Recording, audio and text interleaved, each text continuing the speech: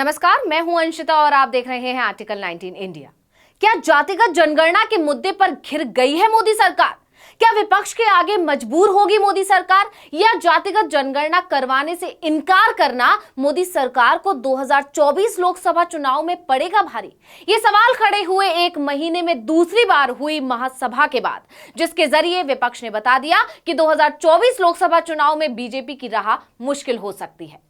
बता दें कि तमाम विपक्षी दलों ने 3 अप्रैल को दिल्ली के महाराष्ट्र सदन से देश की सत्ताधारी बीजेपी के खिलाफ एक बार फिर हुंकार भरी।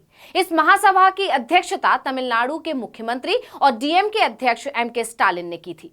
खास बात यह रही कि इस महासभा में करीब 20 दलों के नेता शामिल हुए, जिसने विपक्षी एकजुटता की नई तस्वीर पेश की। इस तस्वीर ने बीजेपी खेमे में खलबली पैदा कर दी है। महासभा में राजस्थान के मुख्यमंत्री अशोक गहलोत, झारखंड के सीएम हेमंत सोरेन, बिहार के डिप्टी सीएम तेजस्वी यादव, आप सांसद संजय सिंह, सांसद मनोज कुमार झा, नेशनल कॉन्फ्रेंस के चीफ फारूक अब्दुल्ला, पूर्व सांसद सीताराम येचुरी, पूर्व सांसद डी राजा सहित विपक्षी दलों के तमाम दिग्गज शामिल हुए, जहां से सभी दलों ने एक बार फिर केंद्र की मोदी सरकार के खिलाफ मोर्चा खोला। बता दें कि इस महासभा में पहली बार जातीय जनगणना का मुद्दा प्रमुखता से उठाया गया, जिसने संकेत दिया कि आने वाले दिनों में जातीय जनगणना का मुद्दा बीजेपी की मुसीबत बन सकता है। All India federation of social justice के मंच से विपक्षी दलों ने मोदी सरकार की खूब किरकिरी की। खास बात यह रही कि इस महासभा में वो दल भी शामिल हुए जो पिछले दिनों तीसरा मोर्चा बनाने की कवायद में लगे हुए थे। उन दलों में है तृणमूल कांग्रेस, समाजवादी पार्टी और भारतीय राष्ट्र समिति। पश्चिम बंगाल की मुख्यमंत्री ममता बनर्जी, तेलंगाना के मुख्यमंत्री के चंद्रशेखर राव ने अपने प्रतिनिधियों को भी भेजा, जो महासभा में ऑनलाइन जुड़े थे। अब अगर बात करें महासभा में उठाए गए मुद्दों की, तो इसमें जातीय जनगणना के अलावा पिछड़ी जातियों के आरक्षण का मुद्दा भी प्रमुखता से उठाया गया।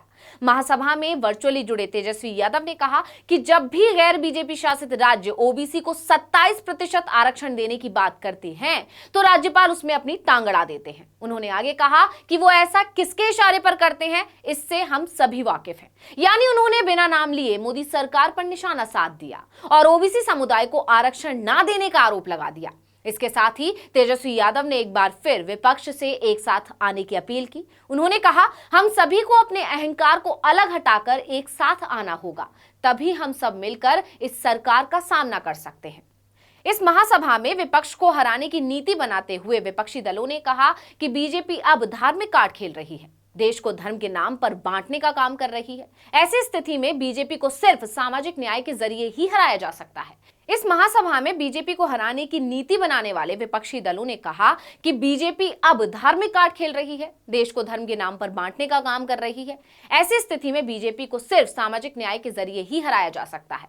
इस महासभा पर सभी की नजरें इसलिए भी टिकी हुई थी क्योंकि 24 मार्च को कांग्रेस के राहुल गांधी को संसद से अयोग्य ठहराए जाने के बाद ये पहली ऐसी कोशिश है जिसके जरिए विपक्ष साथ आता नजर आ रहा है।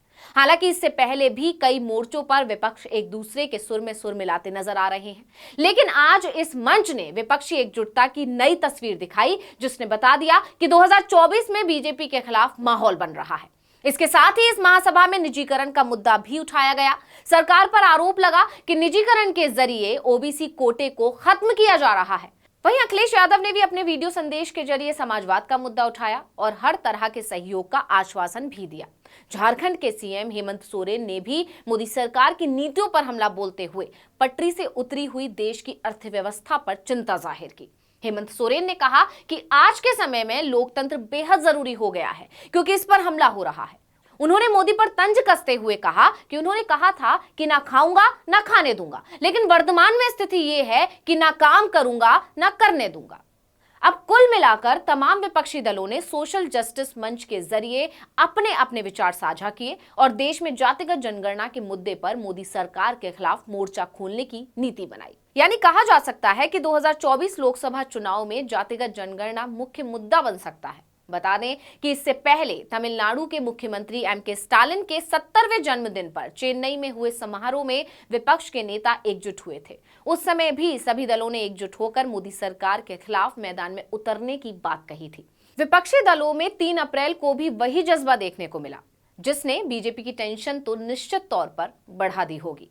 इस वीडियो में इतना ही। आपसे अनुरोध है कि YouTube पर हमारे पेज आर्टिकल 19 इंडिया को सब्सक्राइब कीजिए, Facebook पर लाइव कीजिए और कमेंट करके बताइए कि आपको हमारा ये वीडियो कैसा लगा और आगे आने वाले दिनों में हम और किन मुद्दों पर वीडियो बनाएं इसके बारे में भी हमें बताइएगा। ट्विटर हैंडल है article19_India, इसको भी आप फॉलो कर लीजिए। नमस्कार।